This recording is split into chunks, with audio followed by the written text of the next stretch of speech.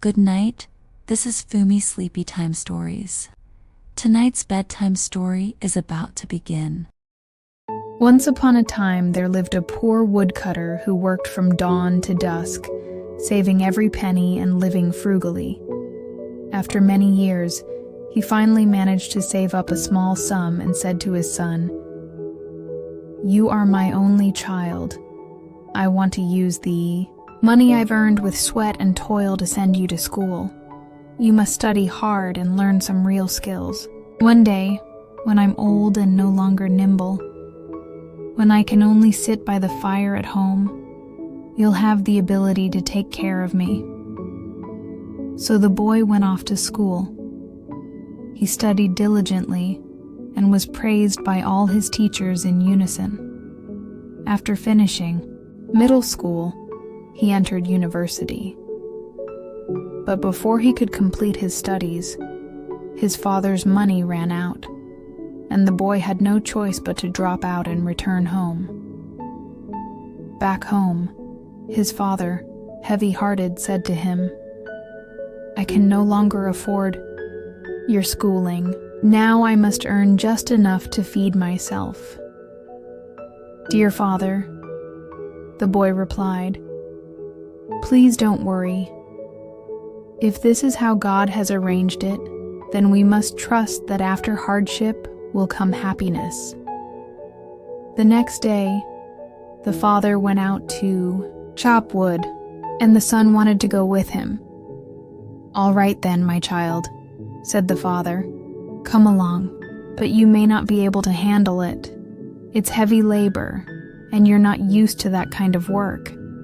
Besides, I only have one axe, and I've no money to buy another." "Don't worry," said the boy. "We can borrow one from a neighbor. I'm sure someone will lend me an axe for a while. Once I've earned enough, I'll buy a new one to return." So the father borrowed an axe from a neighbor. At the break of dawn the next day, father and son went into the forest together. The boy cheerfully helped his father chop wood.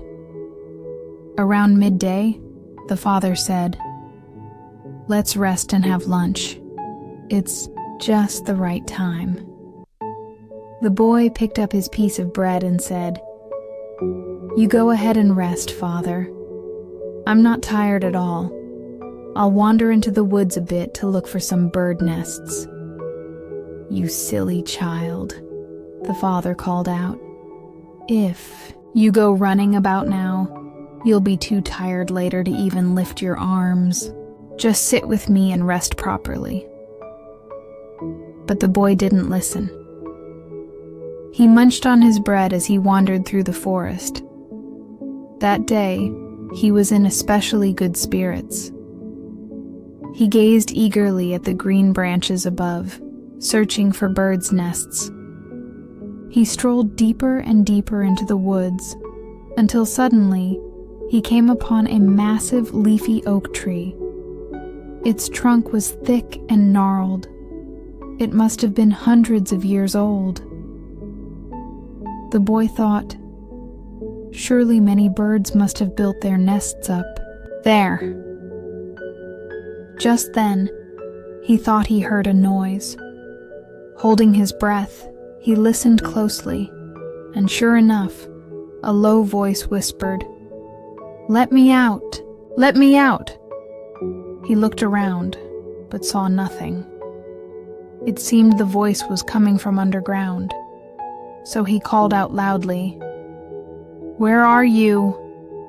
The voice answered, "I'm here, buried beneath the roots of the old oak tree. Let me out. Let me out." The boy began digging around the roots.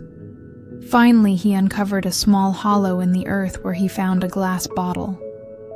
He picked it up and held it to the light, and inside, a little creature, shaped like a frog, was leaping about wildly. "Let me out! Let me out!" the creature cried again. And without thinking twice, the boy pulled the cork from the bottle. Quick as lightning, The frog-like creature sprang from the bottle and began to grow, larger and larger, until in the blink of an eye, it had turned into a fearsome giant, standing half as tall as the ancient oak itself.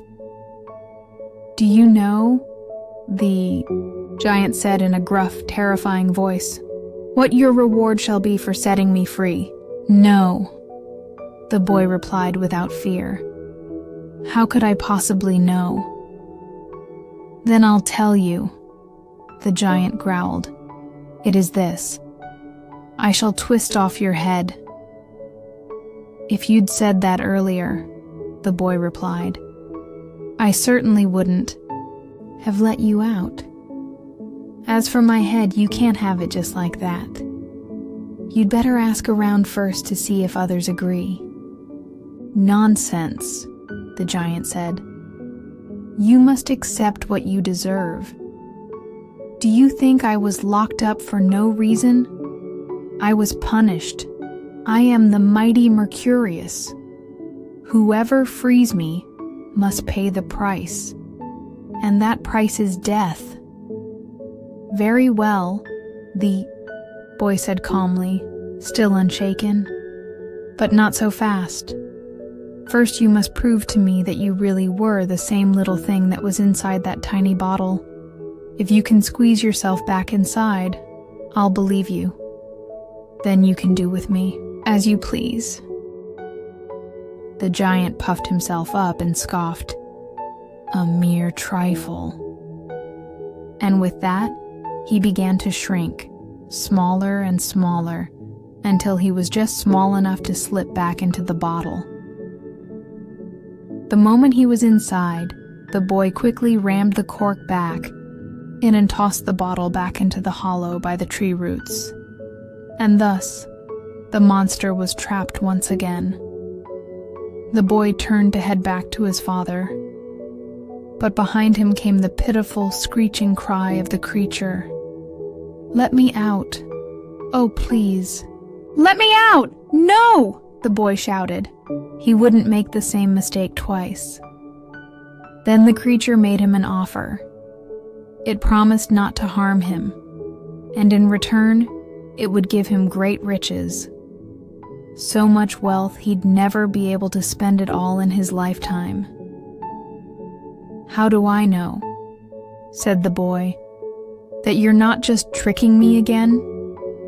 "If you refuse," said the creature gravely, "you'll miss your chance at wealth and fortune. I swear, not a hair on your head shall be touched." The boy thought, "Perhaps it's worth one more risk. Maybe he'll keep his word this time." So he pulled out the cork once again.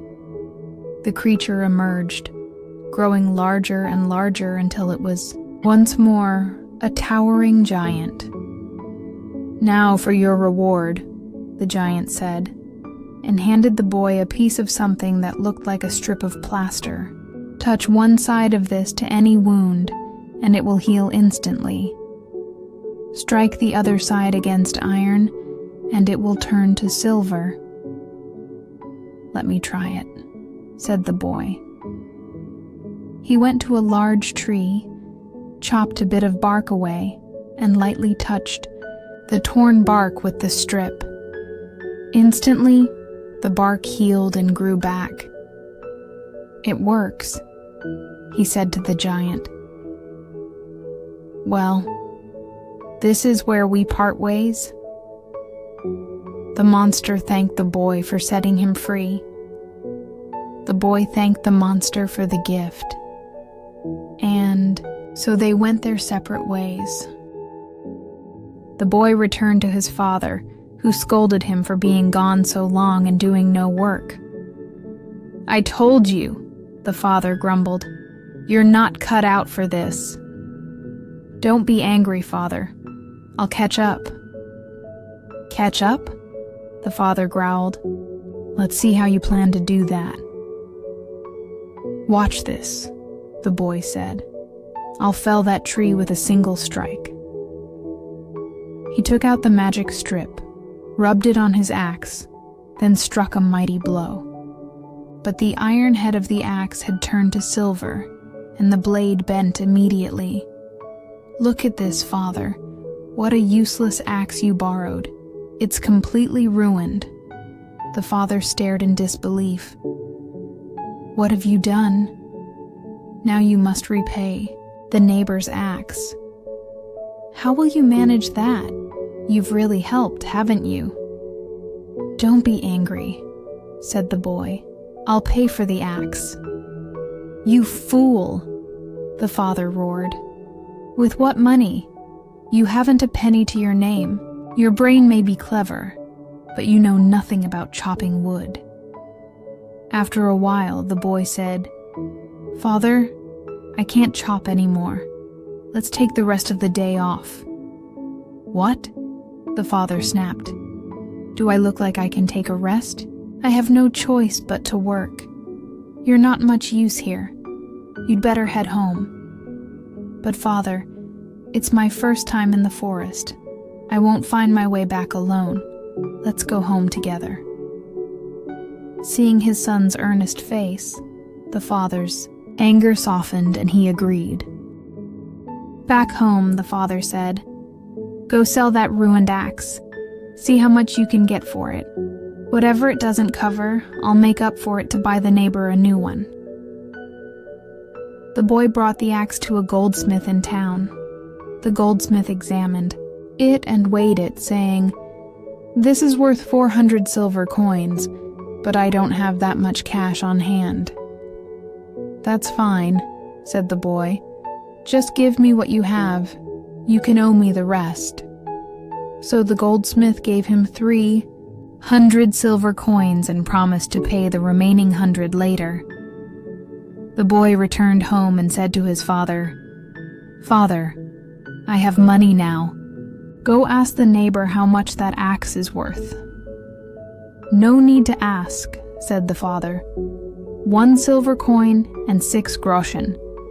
Then we'll give him double, 2 silver coins and 12 groschen. Look, I have plenty of money."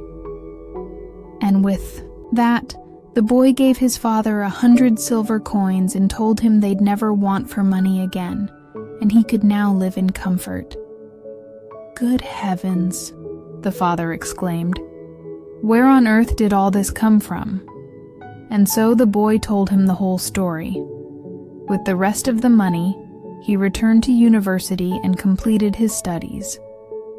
Thanks to the magic plaster that could heal any wound, he eventually became a doctor, famed throughout the land.